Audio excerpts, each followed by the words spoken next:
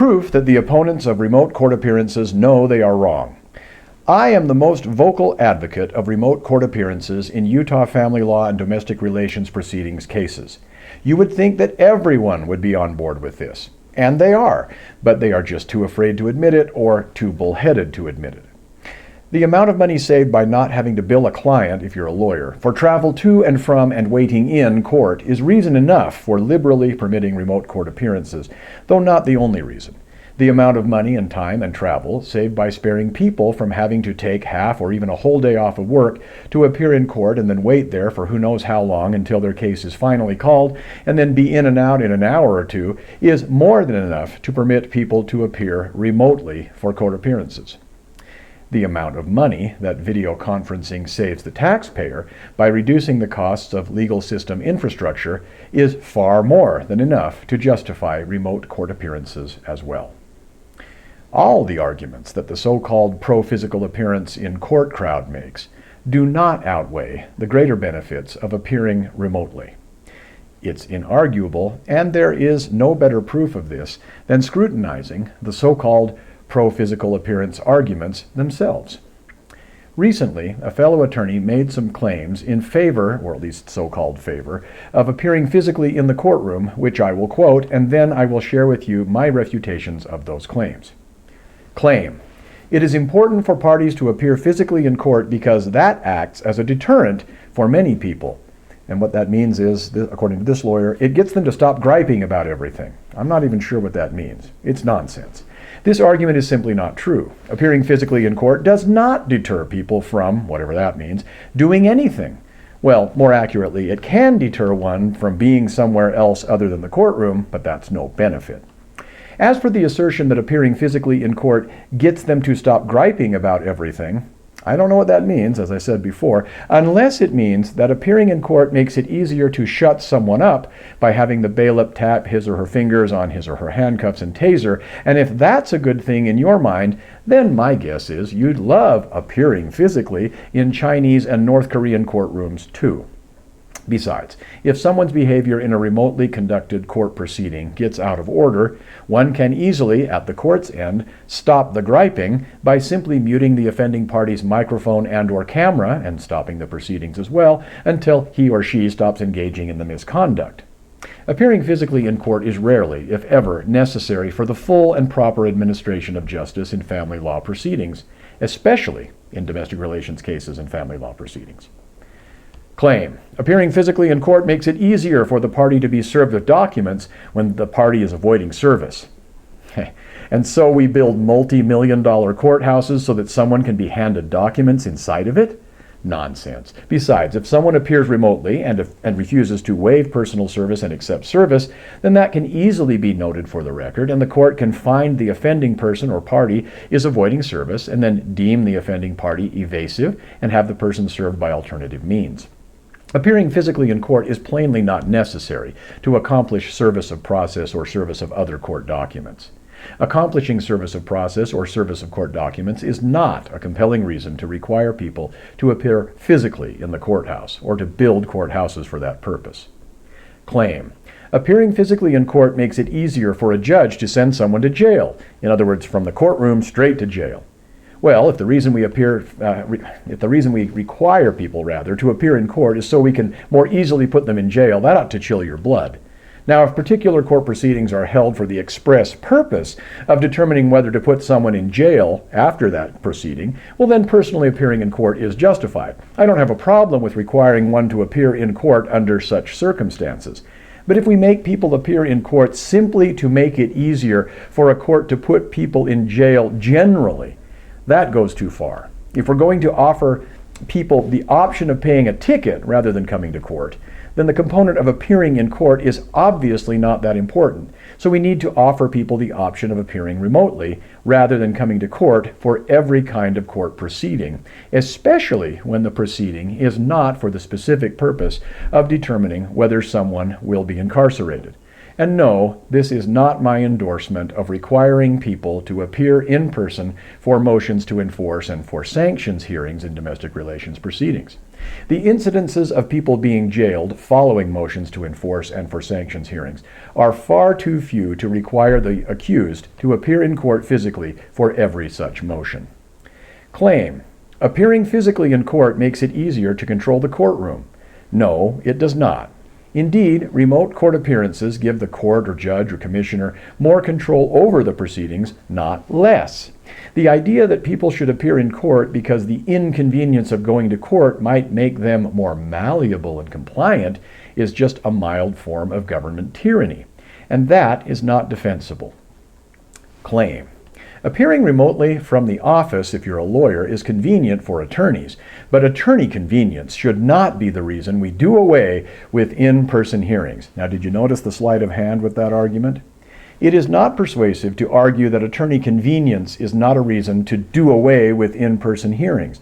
But I didn't say we need to do away with in-person hearings absolutely. I just said we need to permit far more remote court appearances for people who want to appear remotely. Allowing someone to appear remotely does not prevent that person from appearing in court if he wants to.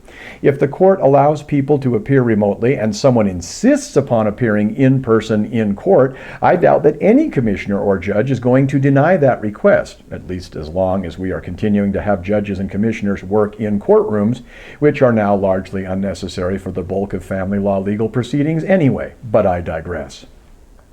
Claim: there is always the concern that some technical glitch will occur when participants can appear remotely.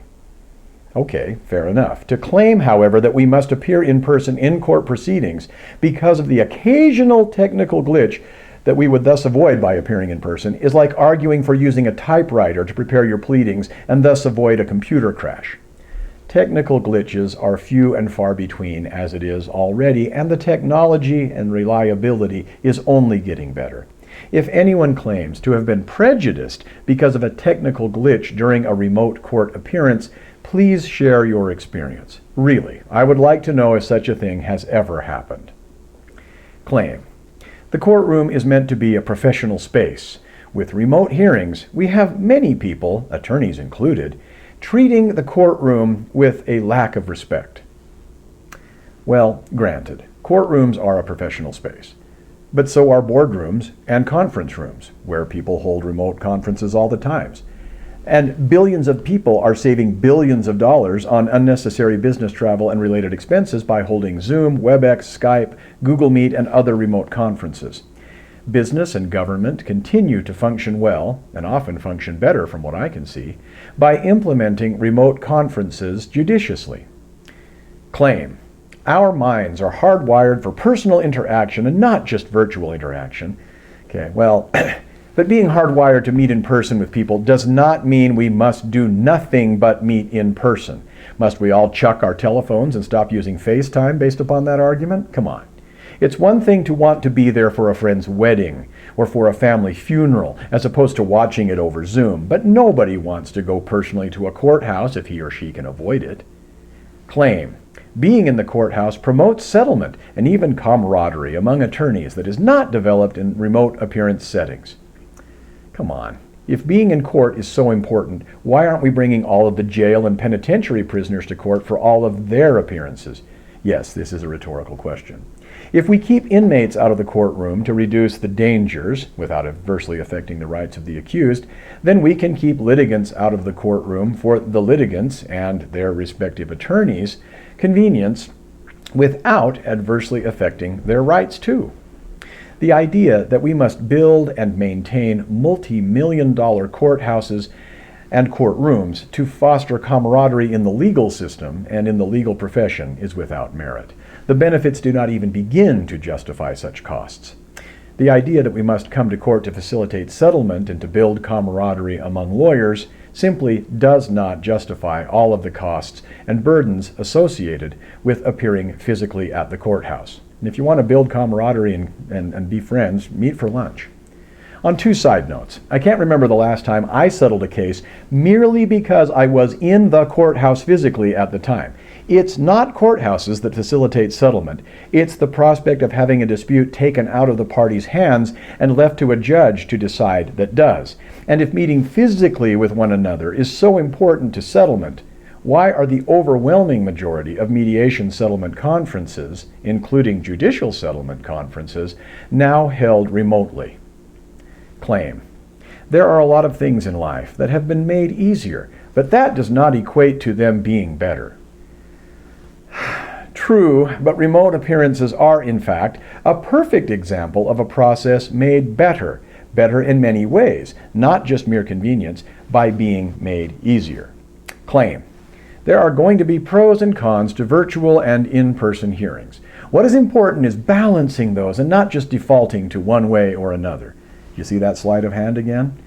Well, it's true that there are pros and cons, and the point is that the pros of remote court appearances, instead of appearing physically in the courtroom, heavily and overwhelmingly outweigh the cons. Whenever I hear lawyers talk about balancing considerations, their usual real motive is trying to argue for imbalance.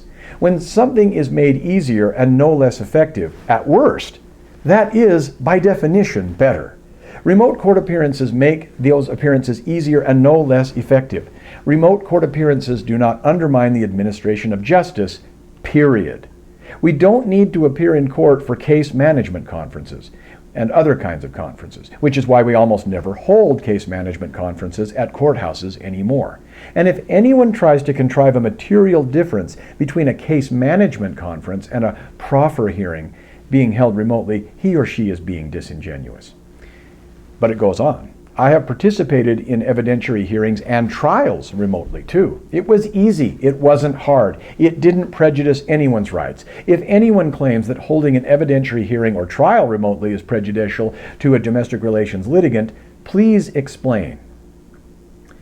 Admittedly, remote court appearances decrease the prestige of being a judge or attorney. It's nice to show all dressed up in the big fancy marble hallways. Accept it and deal with it, Your Honor and Counsel. That ship has sailed. Boosting judge and attorney egos is no reason to spend tax dollars building and maintaining and forcing people to come to unneeded courthouses and courtrooms. The age of needing to be physically in a courtroom has passed. The reasons why are many, are compelling, and are obvious. In contrast, there is no compelling reason to require appearing physically in a courtroom for the overwhelming majority of domestic relations court proceedings. And yes, that includes evidentiary hearings and trials.